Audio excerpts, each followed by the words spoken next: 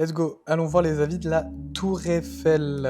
On va aller voir les moins favorables et on va regarder si on a des commentaires intéressants. Donc ici, on nous parle des files d'attente interminables et des prix exorbitants. Là, on nous parle de la mauvaise expérience client, trop entassée dans l'ascenseur. La visite est extraordinaire, c'est sûr, mais les agents nous ont croisés, peu de professionnalisme. Et oui, il faudrait commencer à regarder les avis pour pouvoir améliorer l'expérience client et changer des choses. Expérience horrible. Les rats, évidemment, Paris est envahi par les rats. Bravo, vraiment, 3 heures de file d'attente. Déjà, l'entrée, c'est 30 €, mais on dirait que tu payes pour souffrir. Il y avait une queue plus longue que celle de chez Pôle emploi un lundi matin. Un mec devant moi a failli faire un AVC même avant d'atteindre les ascenseurs. C'est un cauchemar. Paris vu du ciel, c'est juste un gros bloc gris, des toits tristes. Même mon ex était plus chaleureuse que cette ambiance.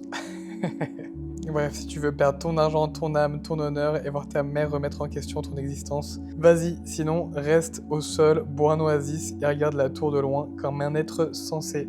Très très bon avis les amis. Bon, on peut effectivement avoir des avis gratos, vous voyez, typiquement avec une photo de vache, superbe, mais ça c'est typiquement un avis que vous pourriez signaler parce que ça n'a rien à voir avec la Tour Eiffel.